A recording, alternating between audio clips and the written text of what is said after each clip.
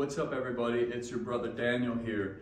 I'm so excited to tell you about some of these special things that I've been collecting from all over the world. I call this the Peace Culture Music Room, and it's a space that I keep all these special artifacts and musical instruments that I've been collecting for over 25 years.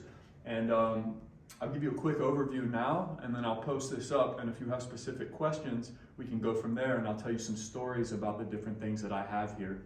So first, this is the collection of capoeira things, which is Afro-Brazilian martial art. Very, very special art form. This is my master, Cláudio Janor. It's in Rio de Janeiro. And these are some of the artifacts I've collected from capoeira. Some different pictures of my teacher, Ruben, and children that I've been sharing this special art with. This is a collection of African-American objects that are very special to me. I've got some very rare books, some really neat things, things from Joseph Field's farm down in Charleston. And this is a collection of lamellophones, which are tongued instruments. Most people know a kalimba. Really beautiful sound. This is an mbira, and this is the man that made these two beautiful instruments. This is a man that comes from Zimbabwe, Dingiswayo Juma, and made this little display here of some different variations of tongued instruments. We've got a rumba box from Jamaica. We've got a Jew's harp. This one came from Russia. Here's a version of a kalimba from Appalachia. This is a hundreds and hundreds of year old kalimba from Africa. It's a very neat piece. Then we've got a collection of African-American instruments that Eddie Osborne made. And he is a local, he's local to Florida and Georgia. And he's created these instruments in the same style as his relatives of the past, African-American traditional art forms. These are more what we consider like bluegrass or mountain music. And got everything from a bass made out of a wash tub. We've got, this is a very beautiful descendant of a guitar, Kalogo from Ghana. These are some very rare, different kinds of whistles and flutes. And these are Peruvian, they are chimu. They're pre-Columbian and pre-Incan whistling vessels. These are replicas that were created out in New Mexico by Don Wright, who's a vessel maker. And I've also got this ancient one that's about 2,000 years old. It's about 1,000 years old, and it is actually a real chimu whistling vessel. So I'll play that for y'all sometime. Got everything from beautiful organic. This is a seashell horn, and then we've got a giant bullhorn from Ghana. And we've got a shofar from Israel. Got all kinds of things, a native flute, a Navajo, Jonah Thompson flute. This is a Lakota drum, I believe. I've got a lot of different kinds of instruments and different kinds of objects from Native America. This is a peyote ceremony shaker. This is a traditional, it's more like a Cherokee rattle that's made out of a turtle shell, and these would traditionally have teeth inside of them. This one's got some other things. This is a South American, this is from the Bribri people of Costa Rica. This is indigenous rattle. These are rain sticks and a monsoon box from what is now Chile. These are different kinds of sound healing tools, if you will. We've got the set of crystal bowls, a full octave C to C. We've got this is a steel drum from Trinidad and Tobago, which is an African Caribbean instrument. We got a jadundum, which is these are really amazing, huge gourd water drum. And sometime I'll put that together, play it for you. This is a hand pan. This originates, first ones were found in 2001 in Switzerland, and they're based off of the steel drum. These are yadaki and didgeridoos. We've got a couple authentic Aboriginal ones here. This one was created by Dapa Gunambar up in Northwestern Territory in Arnhem Land.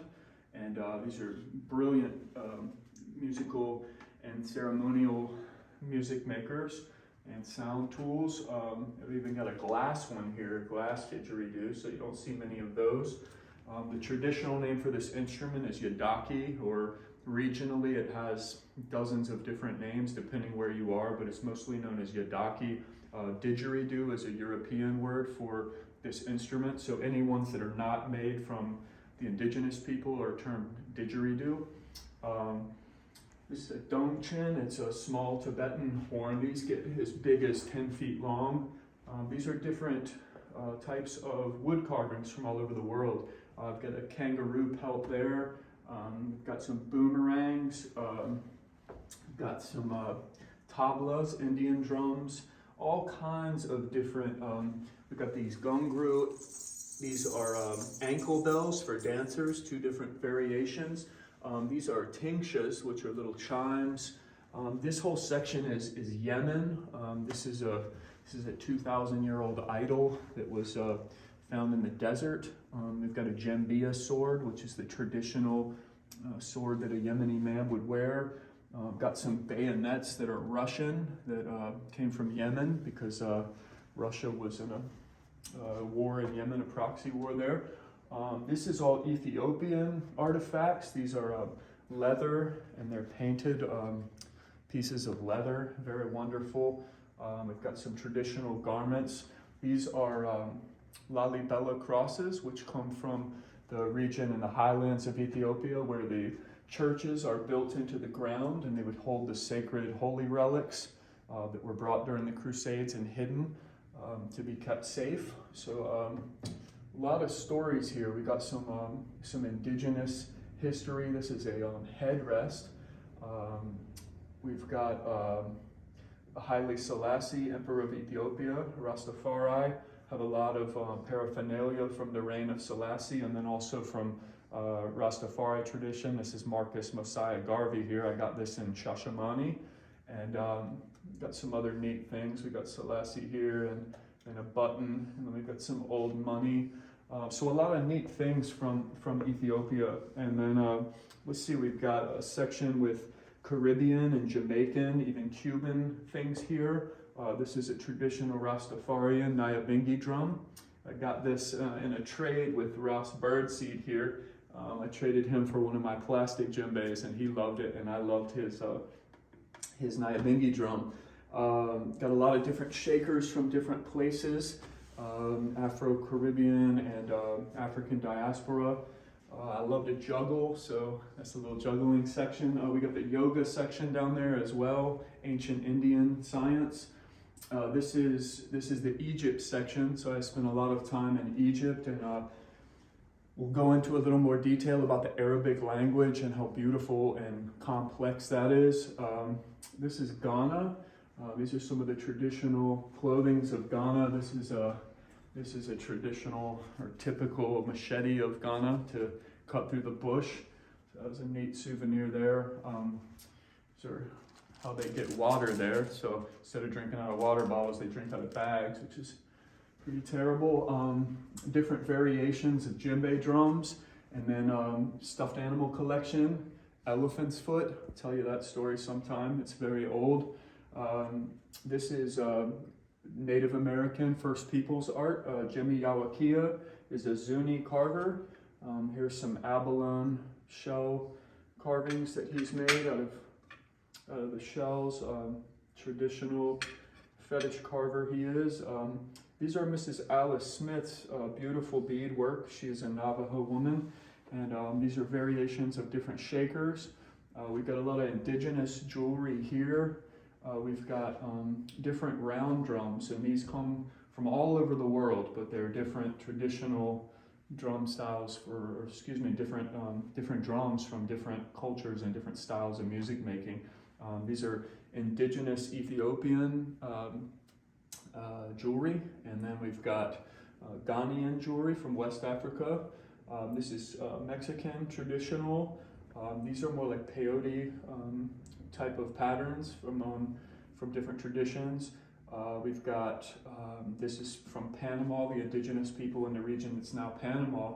And we got these cool hats that are from different areas in Mexico. So a A lot of richness in this collection, different drums from Colombia. Somebody very special got me those. And I've got a pretty cool collection of whale bones and then other types of shells and things that you find in the ocean and other places of the world. And then down here, a favorite of all young kids, I've got over 1,000 shark's teeth that I found on the ocean in South Carolina. And then these are shark's teeth that I found here in Virginia on the James River. So we got a lot of stuff in here, and I probably missed some things, but if you have any questions about it, just give me a message and let me know. My intention is to share stories about all this neat stuff that I've collected, and I consider this collection everybody's. I just am fortunate enough to be the one that was chosen to protect these things, and so I want to use them to teach people about different cultures and about the experiences I had and the many amazing teachers I've had and people that have supported me all on my journey, and I want to be that for others. I want to show up for you in your journey. So lastly, I'll just say also I'm very into investing money that I make into other artists. So this is a Rob Sheeran work. This is on 2 giant panes of glass. It's called The Chief, and if I could take it off, I could show you that you can see the sun come through the back. It's really beautiful. This was done by my friend Nicole Wakeman. She's passed away, but she's an amazing painter. And lastly, this is another Rob Sheeran piece here.